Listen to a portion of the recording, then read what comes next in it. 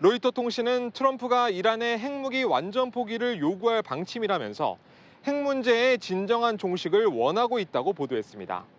미국 현지에서는 이스라엘이 미국의 군사력을 이용해 지하에 있는 이란 핵시설을 파괴해달라는 신호를 보내고 있다면서 미국의 개입 가능성을 제기하고 있습니다.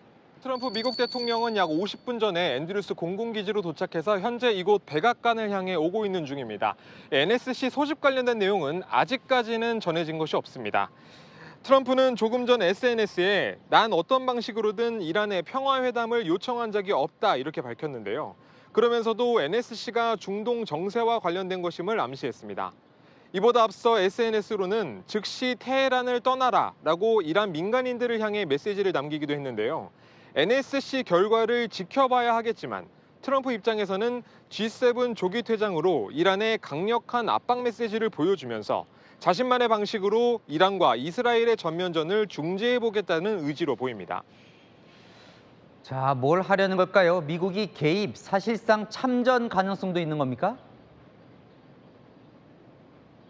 아직 결정된 것은 어떤 것도 없습니다. 하지만 이스라엘과 이란의 양국의 휴전 때문에 이 G7 조기 퇴장을 하는 것은 아니다라고 분명히 밝히기도 했습니다. 트럼프는 SNS를 통해 이란과 이스라엘의 휴전과 무관하다며 휴전보다 훨씬 더 큰 문제 때문이라고 밝혔습니다. 로이터 통신은 트럼프가 이란의 핵무기 완전 포기를 요구할 방침이라면서 핵 문제의 진정한 종식을 원하고 있다고 보도했습니다. 미국 현지에서는 이스라엘이 미국의 군사력을 이용해 지하에 있는 이란 핵시설을 파괴해달라는 신호를 보내고 있다면서 미국의 개입 가능성을 제기하고 있습니다. AP통신은 트럼프가 선택의 기로에 서 있다면서 깊은 개입이 트럼프에게 정치적 위험성을 안겨줄 수 있다고 분석했습니다. 도널드 트럼프 미국 대통령이 이란의 지하 핵시설을 파괴하기 위해 미군의 초대형 벙커버스터를 투입하는 방안을 검토하고 있는 것으로 알려졌습니다. 미국 뉴욕타임스는 이스라엘과 이란 간 중재가 무산되거나 이란이 우라늄 농축을 전면 중단하지 않을 경우 트럼프가 이스라엘의 벙커버스터를 지원하는 방안을 고민하고 있다고 보도했습니다. 트럼프가 G7 회의에서 귀국 후 국가안전보장회의 NSC를 열고 해당 안건을 논의할 가능성이 제기되고 있습니다. 벙커버스터를 투입하려는 건 이란 포르도 산악지대의 지하 핵시설을 파괴하기 위해서입니다. 지상군 투입 없이 이곳을 파괴하려면 미군이 보유한 초대형 벙커버스터 GBU-57을 투하하는 게 유일한 방법인데 그 무게가 13.6톤에 달해 미군의 B-2 스텔스 폭격기만이 투하할 수 있는 것으로 알려져 있습니다. 최대 60m 깊이의 콘크리트를 뚫을 수 있어 지하 핵시설 파괴에 최적화된 폭탄입니다. That the United States of America have an obligation to make sure that the region is going to a positive way and that the world is free from Iran that possess nuclear weapon. 미군이 벙커버스터를 제공할 경우 미국도 중동 전쟁에 사실상 개입하게 된다는 분석이 나옵니다. 그간 트럼프는 해외 분쟁에 개입하지 않겠다고 여러 번 강조해온 바 있어 논란이 적지 않을 전망입니다. 미국 인도태평양 사령부가 현지 시각 지난 14일 관할 구역 내 모든 부대의 부대 방어 태세를 알파에서 브라보로 한 단계 격상했습니다. 부대 방어 태세는 테러 공격에 대비하는 5단계 대응 태세를 말합니다. 이 중 3단계에 해당하는 브라보는 테러 활동이 증가하거나 예측 가능한 위협이 늘어났을 때 발령될 수 있습니다. 브라보 단계로 격상되면 부대를 출입하는 차량에 대한 검사가 강화되고 신원 확인도 더욱 철저해지는 등 보안 조치가 강화됩니다. 이번 조치는 미국 서해안에서부터 인도까지 포함하는 광활한 인도태평양 지역 내 모든 미군 부대에 적용됩니다. 다만 주한미군의 경우 2001년부터 브라보 이상의 단계를 유지하고 있어 변동사항은 없습니다. 인도태평양 사령부는 구체적인 위협이 있는 것은 아니고 국방부 지침에 따른 것이라고 설명했지만 전문가들은 중동 지역 분쟁이 다른 지역으로 번질 가능성에 대비한 것으로 보고 있습니다. 이런 상황이 미국 내부, 외부에서의 테러라든지 그러한 군사 공격으로도 이어질 수 있는 것에 대해서 좀 선제적으로 대비를. 미국 본토를 방위하는 미군 북부사령부도 같은 날 부대 방어 태세를 강화했습니다. 이스라엘의 미사일 공격을 생방송으로 보여주며 비난하고 있는 이란 국영방송 앵커. آنچه که ملاحظه کردید صدایی که شنیدید فضای غبارآلوده 그 순간 커다란 폭발음이 들립니다. استدیو 천장에서 파편이 떨어지고 앵커는 급히 몸을 피합니다. 자욱한 회색 먼지로 뒤덮인 스튜디오에서 방송국 직원의 목소리가 울려 퍼집니다.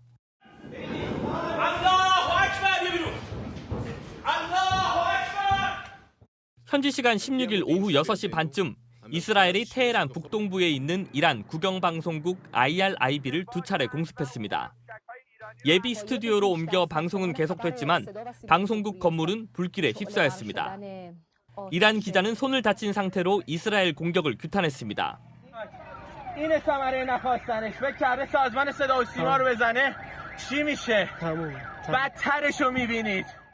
이스라엘군은 이번 공격이 이란이 군사 목적으로 운영한 통신센터를 정밀 타격한 것이라고 주장했습니다.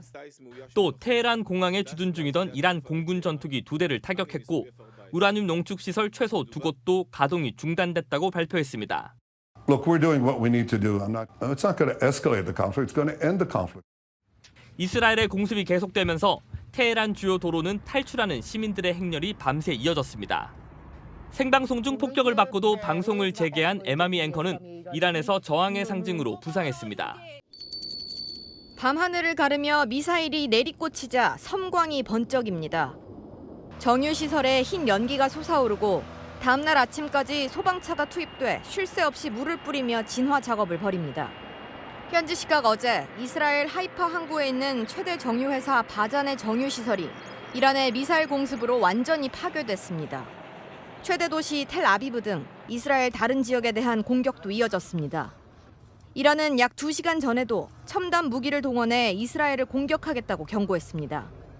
하지만 계속되는 이스라엘의 공세에 이란 내부에서 휴전 논의가 나타나고 있는 것으로 알려졌습니다. 월스트리트 저널은 이란이 휴전을 원함과 동시에 미국과 핵 협상을 재개하고 싶다는 메시지를 아랍 국가들을 통해 미국에 전달했다고 보도했습니다. 다만 협상에 진전이 없을 경우 핵 프로그램을 가속하고 확전할 수 있다고 덧붙였습니다.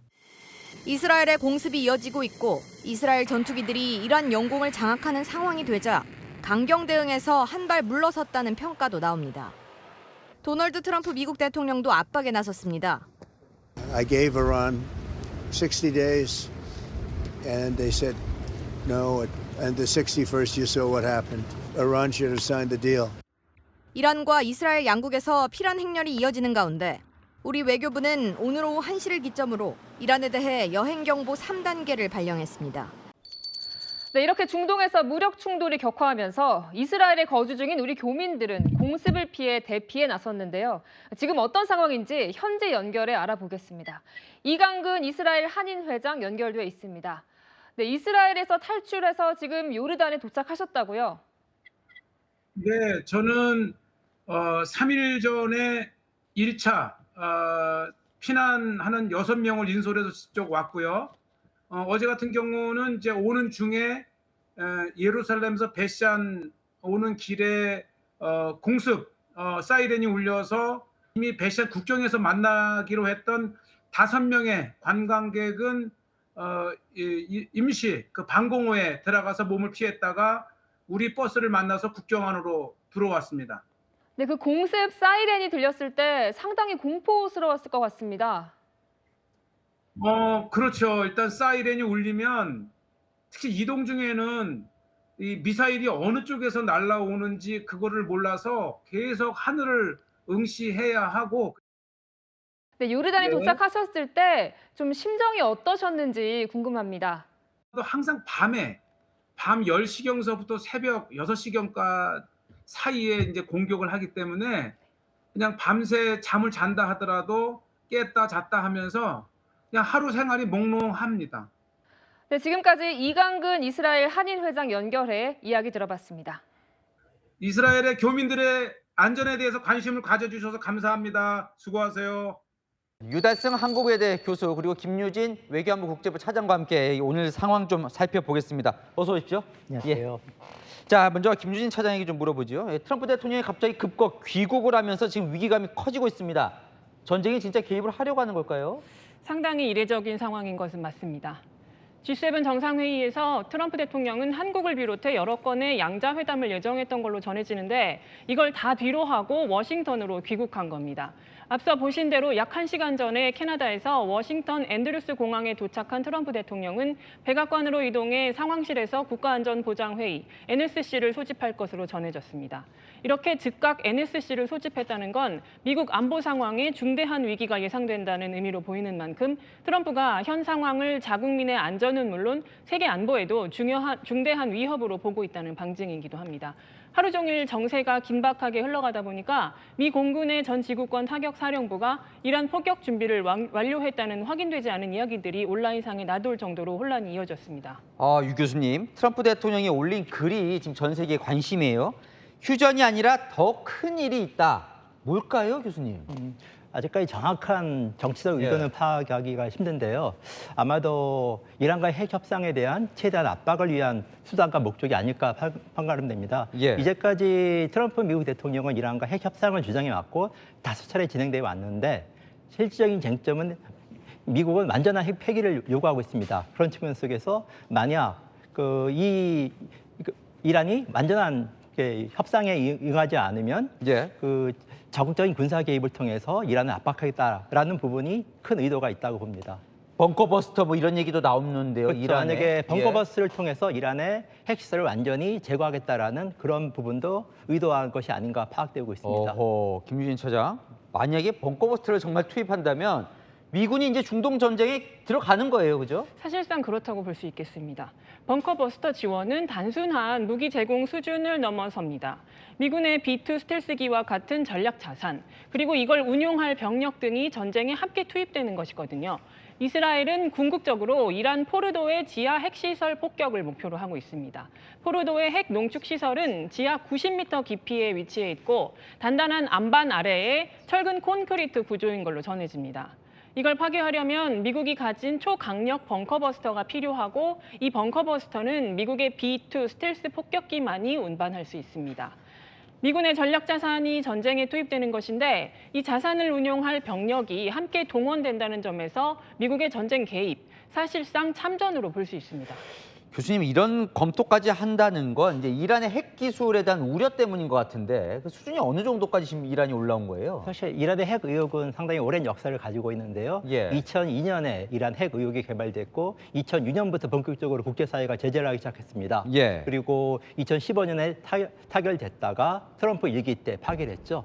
현재 이란의 핵 의혹이 국제사회에 알려진 이후 가장 고농축 우라늄 퍼센테이지가 가장 높은 수준으로 돼 있고 전문가마다 평가는 다양하지만 몇 년 안에 아니면 몇 개월 안에라는 부분들이 나오고 있기 때문에 어찌 보면 국제사회에서 이란 핵 개발 의혹이 가장 심각한 부분은 분명한 사실인 것 같습니다. 그럼 그 이란이 핵 개발한다는 걸 미국으로서는 그렇게 큰 위협이라고 볼 수 있는 겁니까? 어떻게 보면 미국의 대중동 정책에서 가장 중요한 부분은 이스라엘 안보인데 만약 이란이 핵무기를 보유하게 되면 이스라엘 안보에 치명적인 위협을 강할 소지가 많기 때문에 이런 부분을 주장한 것인데 사실 이 부분은 명분과 실제 목적을 우리가 좀 살펴봐야 됩니다. 다시 말하면 실제 이란 현재 핵무기를 개발할 능력이 되는가 아니면 이번 기회에 이스라엘이 이란의 정권 교체를 통해서 체제 전복을 추진하는 것이 아닌가 이 부분을 우리가 좀 면밀히 검토해 볼 필요가 있습니다. 근데 이렇게 또 얼핏 보면 이스라엘은 막 공격을 하는데 이란은 물론 보복 공격 막공을 하긴 하지만 SOS를 쳤다는 보도도 있고 이란 군 전력이 좀 취약하다 이런 생각이 좀 드는데요. 어떻게 보면 공습을 시작한 이후 이란의 방어망 자체가 지금 완전히 파괴된 상태를 알고 있고요.